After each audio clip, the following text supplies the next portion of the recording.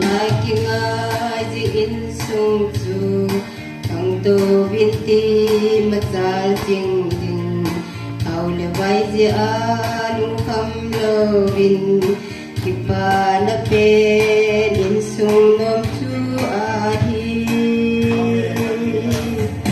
Insen bai ta din tasam hin Hau thei in dong kilet sahi la lei kam chunga chun kipain la in sunga konin pathilau pihen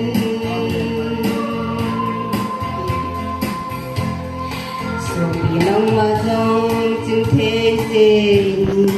nang ma tha na song hin Pagkai kahat na susungin lang Tao na namin Insen sulang kasi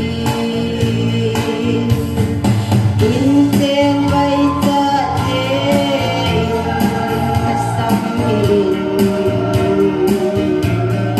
Tao kay din Dong pilesahin Lalay kang Sun kipain na insung akonin pathilau pihen Patinagaw hem sunain